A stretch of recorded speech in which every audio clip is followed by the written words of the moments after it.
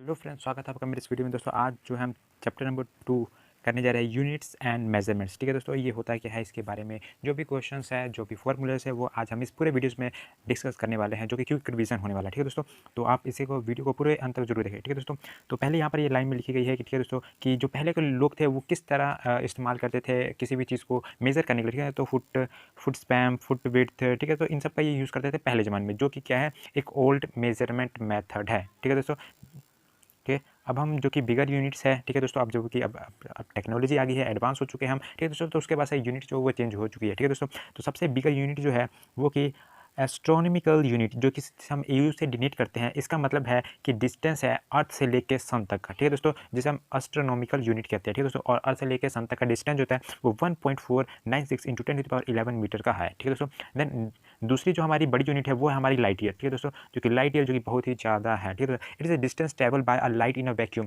इन 1 year. ठीक है दोस्तों, तो ये कितना किलोमीटर चलना हुआ, 9.46.10⁻12 किलोमीटर। ठीक है दोस्तों, एक लाइट ईयर में इतना डिस्टेंस कवर करना होगा। ठीक है दोस्तों, देन तीसरा जो हमारा पार्सक है, जैसे 1 पार्सक में 3.26 ईयर होते हैं। ठीक है दोस्तों, लाइट ईयर, यहाँ पर ये लाइट ईयर होते हैं। ठीक है, जो कि बहुत ही सबसे बड़ी यूनिट है। ठीक है दोस्तों, आर्मस्ट्रांग और लाइट ईयर से भी। ठीक है दोस्तों, नेक्स्ट जो है mass and bigger units and are. ठीक है दोस्तों, जैसे अगर हम मास की बात करें तो हमारे लिए क्वांटल जो है, हम क्वांटल में अगर सबसे बड़ी मास हो उसे हम क्वांटल में मेजर करते हैं। ठीक है ना, 1 क्वांटल होगा, 2 क्वांटल होगा। ठीक है, और उससे भी ज़्यादा बड़ी हो तो हम उसे मैट्रिक टन भी कह देते हैं। जैसे 1 मैट्रिक टन यानी उसमें 1000 किलो यानी 10 क्वांटल उसके अंदर प्रेजेंट है। ठीक है दोस्तों, तो और कुछ फोर्सेस की बात कर लेते हैं, सॉरी फॉर टाइम। ठीक है, टाइम के लिए हमें क्या जो यूनिट्स है वो यूज़ करते हैं। ठीक है दोस्तों, तो टाइम के लिए हमने लेमिना यूज़ करते हैं। ठीक है दोस्तों, जिसका मतलब 29.5 डेज होते हैं एक लेमिना में। ठीक है दोस्तों, एंड देन जो नेक्स्ट है वो हमारा है लीप ईयर। ठीक है दोस्तों, लीप ईयर और then decade, then century and then millennium. ठीक है दोस्तों, देन हम नेक्स्ट बात कर रहे हैं कि हम लेंथ को किस तरह मेजर कर सकते हैं। ठीक है दोस्तों, लेंथ को, जिसकी ऐसा यूनिट क्या है, मीटर है। ठीक है दोस्तों, अगर जो हमने लार्ज डिस्टेंस को मेजर करना है, पैरेलक्स मेथड इज यूज्ड। अगर बहुत ही ज़्यादा लार्ज डिस्टेंस को, जैसे कि अगर जो हम अर्थ पे हैं और अर्थ से हम क्या यहाँ से हम अगर जो मून की डिस्टेंस को मेज़र करना चाहते हैं तो वहाँ पर हमें पैरेलक्स मेथड को यूज़ करना होगा। ठीक है दोस्तों, एंड नेक्स्ट हम डिस्कस करने वाले। ठीक है दोस्तों, जैसे कि यहाँ पर ये एक पॉइंट हमने ये लिया और दूसरा पॉइंट ये लिया यहाँ से अर्थ से, और यहाँ से मैंने एक ये डिस्टेंस हम इसे मून मान लेते हैं कि हमने मून का यहाँ से ये जो डिस्टेंस फाइंड करना। ठीक है दोस्तों, तो इस तरह यहाँ पर हम पैरेलक्स मेथड यूज़ करके यहाँ पर क्या करेंगे, हम एक इमेजिनरी यहाँ पर लाइन बना लेंगे और यहाँ पर लाइन बना लेंगे, फिर यहाँ से इसका एंगल, फिर इसका एंगल इक्वल करके हम यहाँ से इसे कैलकुलेट ईजिली बड़ी आसानी से कर सकते हैं। ठीक है दोस्तों, और हमें पता है डी जो है वो इक्वल्स टू बी अपॉन में थीटा होता है। ठीक है दोस्तों, और डी क्या है, जो हमारी जो टोटल डिस्टेंस है यहाँ से इस पॉइंट से लेके इस पॉइंट तक, और थीटा जो है वो इसका एंगल है, और जो स्मॉल बी है, ठीक है ना, स्मॉल बी का मतलब क्या है, जो डिस्टेंस है। ठीक है, या फिर आप इसे स्मॉल डी से भी रिप्रेजेंट कर सकते हैं, क्योंकि डिस्टेंस हमें डी से रिप्रेजेंट करते हैं, नॉट फॉर बी। ठीक है दोस्तों, तो यहाँ पर आप इसे इजीली सॉल्व कर सकते हैं। ठीक है दोस्तों, एंड देन नेक्स्ट जो है unit for expressing largest distance at light year and angstrom astronomical unit and parsec. ठीक है दोस्तों, तो इसे रिप्रेजेंट करने के लिए ये जो वैल्यू है जो कि ऊपर हमने डिस्कस किया, ठीक है, तो ये उसकी वैल्यू है। ठीक है दोस्तों, एंड देन कुछ यूनिट्स है, units for express small distance के लिए यूनिट्स है, लार्ज डिस्टेंस के लिए हमने कवर किया, और स्मॉल डिस्टेंस के लिए। ठीक है दोस्तों, जैसे 1 मिक्रो, ठीक है ना, 1 mm में कितने 10⁻⁻6 मीटर होते हैं, एक 1 नैनोमीटर इसमें 10⁻⁻9, ठीक है, नैनोमीटर यानी माइनस का 9। ठीक है, और 1 आर्मस्ट्रॉन्ग का मतलब है 10⁻⁻10, ठीक है ना, 1 और वहाँ पर ए, और उसके ऊपर एक ये तो जीरो या फिर आप डॉट भी लगा सकते हैं, इसका मतलब एक आर्मस्ट्रॉन्ग होता है। ठीक है दोस्तों, और एक फर्मी, ठीक है, जैसे 1 FM से डिनोट किया जाता है, इसके अंदर 10⁻⁻15 मीटर्स होते हैं। ठीक है दोस्तों, ये जो कि बहुत ही स्मॉल यूनिट्स हैं स्मॉल डिस्टेंस को मेजर करने के। ठीक है, उसके बाद हमारा मेजरमेंट ऑफ मास, अगर जब मास की मेजरमेंट करना चाहते हैं तो हम उसे किलोग्राम में मेजर करते हैं, जिसकी ऐसा यूनिट क्या है, किलोग्राम है। ठीक है दोस्तों, and while dealing with atoms and molecules we use undefined atomic mass unit. ठीक है दोस्तों, अगर जब हम एटम्स और मॉलिक्यूल्स की बात करते हैं वहाँ पर हम अनडिफाइंड, जिसे हम डिनोट करते हैं AMU, हम वहाँ पर लेते हैं, वहाँ पर हम कोई किलोग्राम नहीं लेते, क्योंकि एटम्स और जो मॉलिक्यूल्स होते हैं बहुत ही छोटे होते हैं। ठीक है दोस्तों, तो यहाँ पर जैसे 1U जो होता है 1/12 ऑफ द कार्बन के इक्वल होता है। ठीक है दोस्तों, ठीक है दोस्तों, और जिसका 1U जो अगर हम इसे केजी में कन्वर्ट भी करें तो कितना रहा, 1.66 इंटू 10⁻⁻27 kg के इक्वल, जो कि बहुत ही छोटी अमाउंट है। ठीक है दोस्तों, तो ये हमारा था मास। ठीक है ना, तो यहाँ पर कुछ पॉइंट्स जो लिखे हैं इसके बारे में भी मैं आपको पढ़ के बता देता हूँ, जो कि इंपॉर्टेंट पॉइंट्स है। ठीक है, masses of the common objects can be measure by balances. ठीक है, तो बैलेंस के द्वारा हम उसे मेजर कर सकते हैं। Large masses can be measured by using gravitational method. ठीक है ना, अगर बहुत ही ज़्यादा बड़ा मास है या बहुत ही बड़ा ऑब्जेक्ट है तो उसे ग्रेविटेशनल मेथड की यूज़ करके हम उसे मेजर कर सकते हैं। ठीक है दोस्तों, and masses of the some atomic particles can measure by using the mass spectrograph, ठीक है। और मास स्पेक्ट्रोग्राफ के यूज से भी हम मास का पता लगा सकते हैं एटॉमिक पार्टिकल्स का, ठीक है दोस्तों। और नेक्स्ट है range of the variation of mass, जो कि 10⁻³ kg से लेके 10⁻55 kg तक होता है, ठीक है ना, मास का वेरिएशन रेंज जो है, ठीक है दोस्तों। और अगर हम टाइम मेजर करना चाहते हैं तो टाइम मेजर के लिए भी यूनिट्स हैं, जैसे हमने मास की यूनिट्स देखी, जो हमने लेंथ की यूनिट देखी, ठीक है ना, तो इस तरह भी टाइम की भी यूनिट है। पहला टाइम क्या है, टाइम मेजर डिवाइस, जो कि वॉच और क्लॉक्स में हम इजीली मेजर करते हैं, ठीक है दोस्तों, और स्मार्टफोन्स में भी, ठीक है। तो motion of the hand of the clock is periodic, ठीक है। तो जो मोशन होता है ना, जो क्लॉक के अंदर जो हैंड्स होती है, हैंड क्लॉक होती है, उसको हम क्या पीरियोडिक बोलते हैं, ठीक है ना। And motion is pendulum is periodic and oscillatory, ठीक है। तो जो मोशन होता है पेंडुलम का, ठीक है ना, वो क्या होता है पेंडुलम, ठीक है, जिस तरह पेंडुलम होता है ऑक्सीलेटरी, टू एंड फ्रो होता है, ठीक है ना। पेंडुलम जिस तरह से मूव करता है उस तरह ही क्लॉक तो ऊपर, ठीक है ना। तो एक दूसरा होता है क्लॉक जिसमें पेंडुलम जैसे मूव करता है, और एक दूसरी होती है हैंड क्लॉक जिसमें वो हैंड मूव करती रहती है, ठीक है। नेक्स्ट 4 पॉइंट ये है कि technique electrical oscillatory and electric oscillators and quartz crystal clocks and atomic clocks, ठीक है। ये टेक्निक है जिसकी वजह से इन्होंने जो क्लॉक्स जो वो डेवलप किए हैं, ठीक है दोस्तों, ठीक है दोस्तों। अब हमारा नेक्स्ट है टाइम पीरियड, टाइम पीरियड के बारे में बात करें, ठीक है दोस्तों। तो it is a time taken by a pendulum to complete one oscillation, ठीक है ना। तो ये वो टाइम है जो कि हाँ एक कंप्लीट करने के लिए, ठीक है ना, वो टाइम जो कि पेंडुलम को अपना एक ऑक्सीलेटरी चक्कर लगाने में लगता है, उसे हम टाइम पीरियड कहते हैं, और जिसे हम टी से डिनोट करते हैं, ठीक है दोस्तों। और बेसिक यूनिट है सेकेंड, जो कि चाहे वो हर जगह सेकंड ही रहती है, ठीक है दोस्तों। चाहे वो कोई भी इस प्लेस हो, वहाँ पर हम हर जगह सेकंड से ही मैपिंग या फिर नेमिंग या फिर हम उसे मेज़र करते हैं, ठीक है दोस्तों।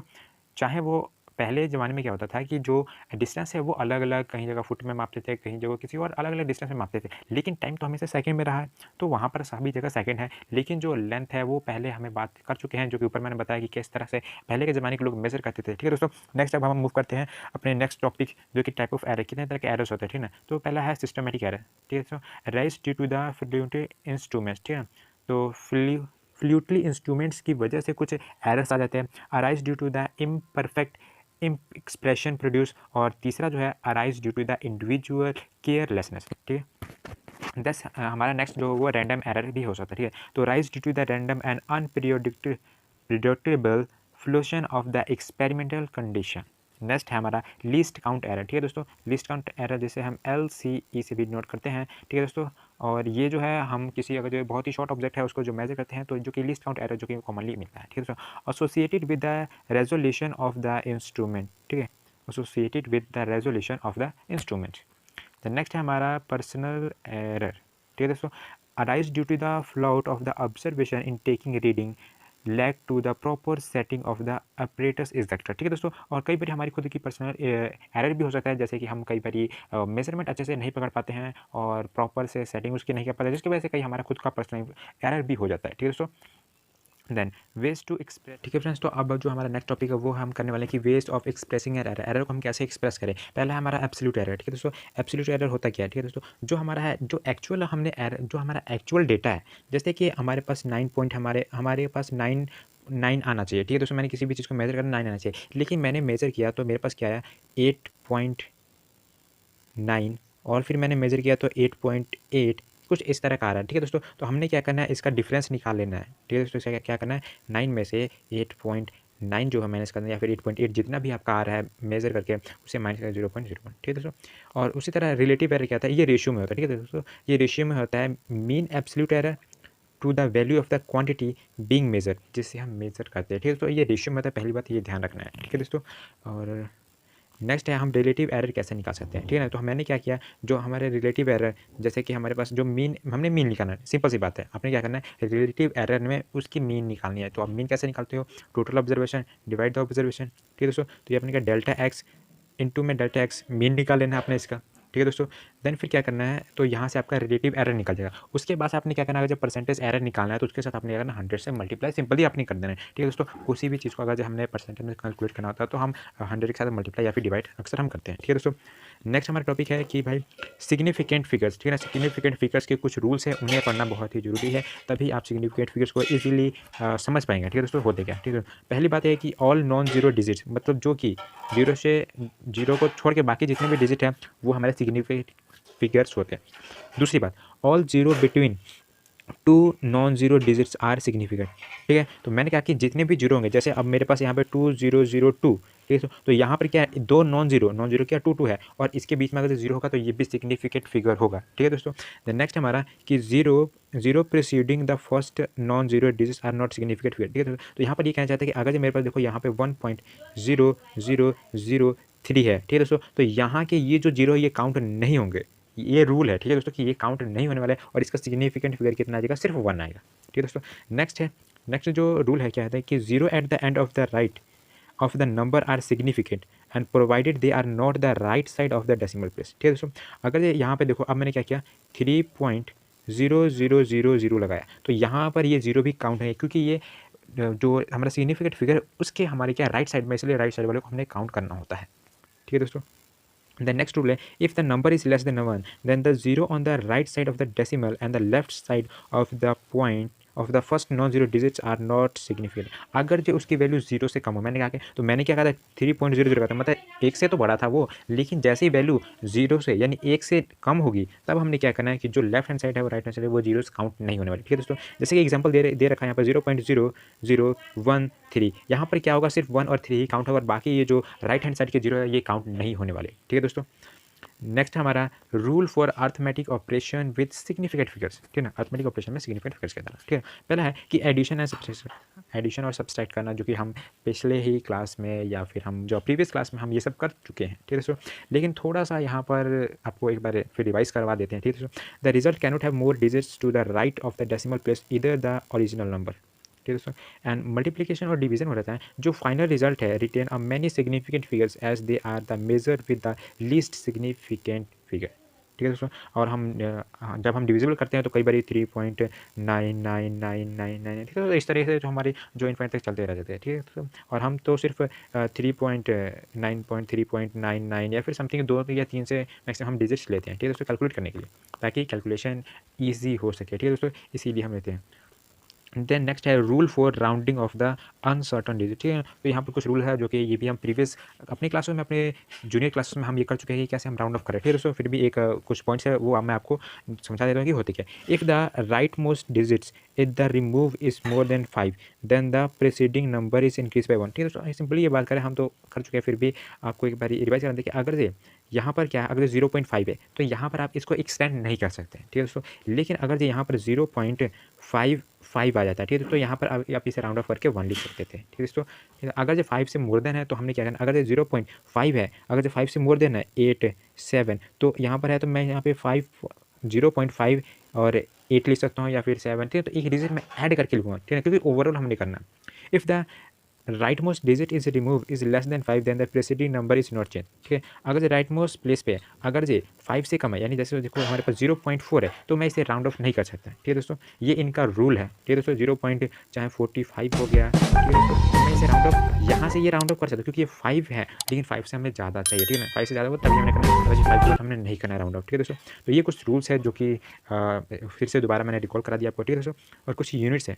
यूनिट होता क्या है, पहले ये बोलते हैं। Unit is a chosen standard for measure of the quantity. ठीक है ना, तो क्वांटिटी को मेजर करने के लिए एक कुछ यूनिट दिया गया है। जैसे कि अब मैंने लेंथ मैंने मेजर करनी है, तो उसकी यूनिट क्या, मीटर सेंटीमीटर, मैं इसी में तो मेजर करूँगा, किलो में थोड़ी मेजर करना है। ठीक है, तो वही होता है कि मेजरमेंट ऑफ क्वांटिटी। किसी भी क्वांटिटी को मेजर करना ही हम क्या कहते हैं, उसे हम कहते हैं वो यूनिट में, तो एक स्पेसिफिक यूनिट के हिसाब से ही हम किसी भी चीज़ को मेजर करते हैं। ठीक है, तो मैं टाइम को अगर मैं लेंथ से कंपेयर करने लूँगा तो ये तो भाई जाहिर सी गलत बात है। ठीक है, which has a same nature as the quantity. ठीक है, क्वांटिटी के मतलब नेचर में सेम होते हैं। ठीक है, अब सिस्टम ऑफ यूनिट्स, कुछ सिस्टम ऑफ यूनिट्स है, जैसे कि पहला है CGS, फिर FBS, फिर MKS और SI यूनिट, जो कि इंटरनेशनल है, जो कि ये हर जगह भी यूज़ किया जाता है। ठीक है, पहले हम बात करेंगे CGS यूनिट होती क्या है। ठीक है, तो CGS यूनिट में जो कि बेस यूनिट है, जहाँ पर लेंथ, मास और time in the system are. ठीक है, तो यहाँ पर लेंथ, मास और टाइम को हम किस तरह मेजर करते हैं, C यानी सेंटीमीटर में। ठीक है, तो C यानी क्या है, यानी सेंटीमीटर में हम आप करते हैं। ठीक है दोस्तों, और उसके बाद से G का मतलब हम ग्राम में मेजर करते हैं। एंड देन हमारा जो वो टाइम है वो सेकंड में हम मेजर करते हैं। ठीक है दोस्तों, देन नेक्स्ट जो हमारा FPS। ठीक है, FPS क्या है, ये भी एक बेस यूनिट है जिसे हम लेंथ, मास और टाइम मेजर के लिए यूज़ करते हैं। ठीक है दोस्तों, ये अलग अलग लोगों के द्वारा अलग अलग किया जाता था। ठीक है दोस्तों, ये जो कि बहुत ही प्रीवियस बात है। ठीक है, जैसे कि मैंने F का मतलब क्या है, फुट।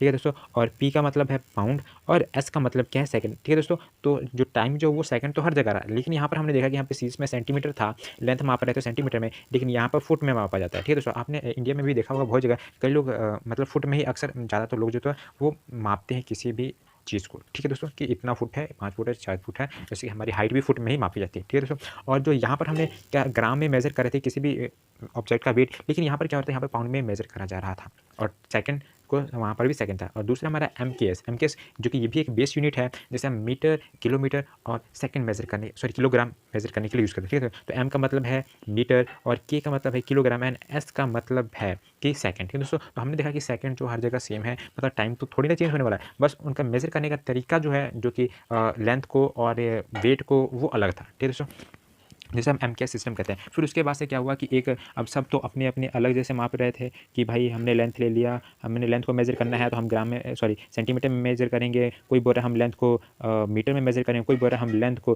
किलोमीटर में मेजर करेंगे। ठीक है, तो इस तरह के ये था, तो उन्होंने क्या किया, एक पूरी इन पूरी दुनिया ने यानी इंटरनेशनल एक ऐसा यूनिट फिर जनरेट किया ताकि कोई कन्फ्यूज़न ना हो कि कोई अपना ही लगा है कि हम मीटर में नाप रहे हैं तो हम सेंटीमीटर में नाप रहे हैं। ठीक है दोस्तों, तो इसलिए एक ऐसा यूनिट बनाया गया है। ठीक है दोस्तों, जिसमें 7 बेस क्वांटिटीज़ है, जिसमें 7 बेस क्वांटिटी यूनिट्स है at present in the international accepted system. ठीक है दोस्तों, तो ऐसा ही 7 बेस यूनिट क्वांटिटीज़ यूनिट्स है। ठीक है दोस्तों, ये भी पूछा जा सकता है कितने चैप्टर 2 में, या फिर ऐसे हिसाब से पूछ सकते हैं कि ऐसा यूनिट्स में कितने टोटल बेस क्वांटिटीज़ है। ठीक है दोस्तों, तो टोटल 7 है।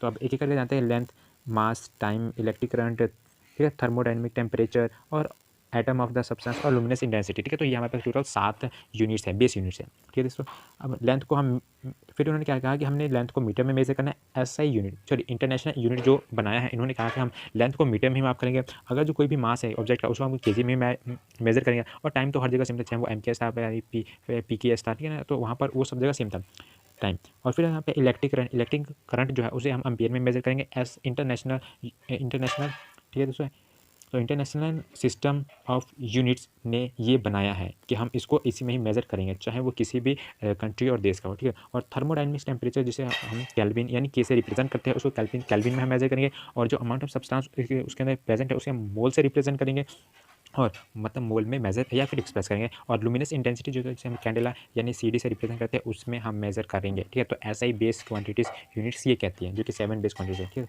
उसके बाद से डिराइव यूनिट्स क्या होती है, this are units of the physical quantity which are derive from the 7 base fundamental quantity. ठीक है, तो ऐसी क्वांटिटीज जो कि इन 7 बेस फंडामेंटल क्वांटिटी से ही मिलकर बनी है, उसे हम क्या कहते हैं, डिराइव क्वांटिटीज। ठीक है दोस्तों, मैं आपको एक एग्जाम्पल देता हूँ, जैसे कि फोर्स। ठीक है ना, एग्जाम्पल के लिए मैं फोर्स दे रहा हूँ। फोर्स जो होता है मास इंटू एक्सेलरेशन होता है। ठीक है, तो ये क्या हमारी एक डिराइव यूनिट्स है। ठीक है, यहाँ पे मास को मैं किस में, केजी में मेजर करूँगा, और ये जो एक्सेलरेशन, अब मैं एक्सेलरेशन को किस में मेजर करूँगा, नहीं बताओ। ठीक है, आप इससे वो कमेंट में बताओगे कि एक्सेलरेशन को किस में हम मेजर करेंगे। ठीक है दोस्तों, तो मैं आपको बता देता हूँ कि फोर्स जो होता है मास इंटू एक्सेलरेशन, और मास को हम केजी मीटर पर सेकंड में हम मेजर करेंगे। ठीक है, तो केजी मीटर पर सेकंड। ठीक है दोस्तों, तो ये हमारी क्या है, डिराइव यूनिट है, और जो कि किसे, इन बेस क्वांटिटी से ही मिलके बनी है। ठीक है ना, तो केजी मीटर पर सेकंड एक्सेलरेशन। ठीक है, आपको पता है एक्सेलरेशन जो होता है